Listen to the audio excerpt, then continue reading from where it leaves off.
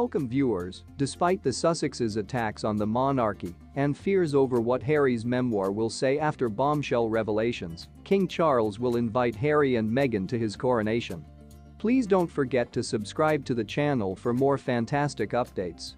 Despite the fallout from Harry and Meghan's explosive Netflix documentary, King Charles has extended an olive branch by saying they will be invited to his coronation.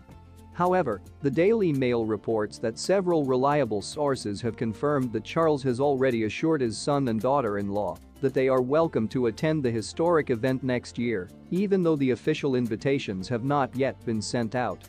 It is believed that his opinion has not changed, despite the couple's recent criticism of him and other members of his family as part of their multi-million-pound deal with the streaming giant.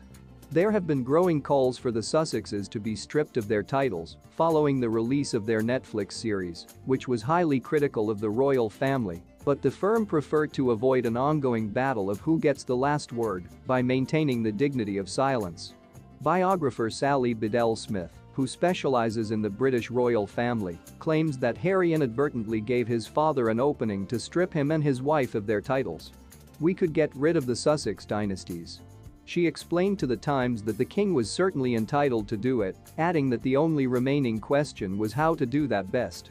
She compared it to the process of changing the royal family's name from Saxe-Coburg-Gotha to Windsor during World War I. According to The Telegraph, working members of the royal family want to keep doing public events despite public criticism and do not want to comment on the row.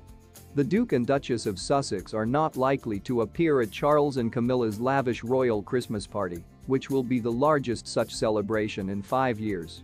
Harry and Meghan will be on the other side of the Atlantic during the event, despite the presence of Camilla's children and other royals, ranging from Prince Andrew to Mike Tindall. All members of the loyal family are invited to spend Christmas in Sandringham with the monarch. There has been rapid progress made in organizing the grand coronation, which will combine historic tradition with Charles's wish for a modern ceremony befitting a more streamlined monarchy. The Mail has learned that as part of their preparations, the King and Queen consort recently paid a visit to Westminster Abbey.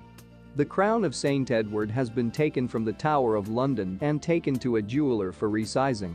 The Queen consort, who will rule alongside her husband, is also expected to have made her crown selection.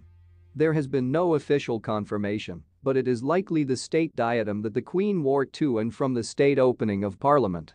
Despite the fact that the 105-carat Koh-i-Noor diamond could be removed, there was some debate over whether or not to use the Queen Mother's crown as planned. In the season finale airing on Netflix this week, Harry called his father a liar during their meeting to discuss his and Meghan's future at the so-called Sandringham summit in January 2020. "His brother would scream and shout at me, his father would say things that just simply weren't true, and his grandmother would quietly sit there and sort of take it all in," he said. The bitter prince also made outlandish claims that senior royals were hellbent on bringing Meghan down by planting negative stories about her in the media out of jealousy of her rising stardom. Tensions arose when it became apparent that Meghan was stealing the limelight or doing the job better than the person who was born to do this, and he used his late mother as an example of the expectation that someone marrying into the royal family should play a supporting role. To date, Buckingham Palace has remained silent in the face of numerous baseless allegations. And it is known that the king is determined not to be distracted by family drama in the short time remaining before his coronation on May 6 at Westminster Abbey. What is your take on this matter? Please let us know in our comments.